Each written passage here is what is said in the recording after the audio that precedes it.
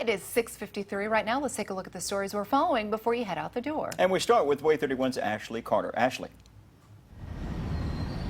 A third North Alabama teacher was arrested and charged with a sex crime within a week. Limestone County Schools teacher Brody Gibson is on administrative leave after being charged with engaging in a sex act with a student. One parent whose daughter is in Gibson's class says the news is shocking. Pat?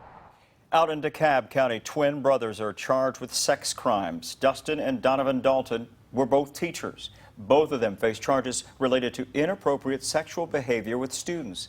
Dustin worked at Sylvania High School. Donovan worked in a Fort Payne City school. The sheriff's office is asking any additional victims to come forward. Marie.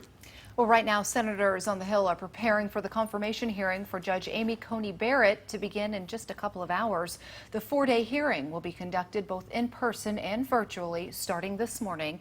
The chair of the Senate committee, GOP Senator Lindsey Graham, says Barrett could be confirmed a week before Election Day.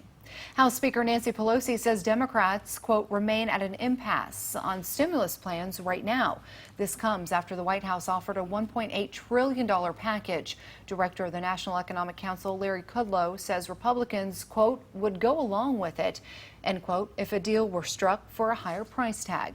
Kudlow added Treasury Secretary Steve Mnuchin may increase the offer. Pat?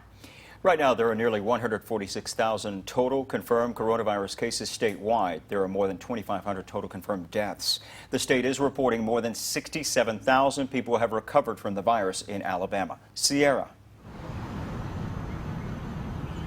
Bob Jones high school students are set to return to the classroom today. This comes about 3 weeks after that return was originally postponed. The district says the return was postponed because of the number of students and teachers quarantining because of the coronavirus. Marie? A similar situation happening in Florence this morning. Some students in Florence City Schools will head back to the classroom full time today. The district says it's tracking just a few active cases at the time. Superintendent Dr. Jimmy Shaw says 7th through 12th graders who chose traditional learning will be back in class full time this morning. Pat?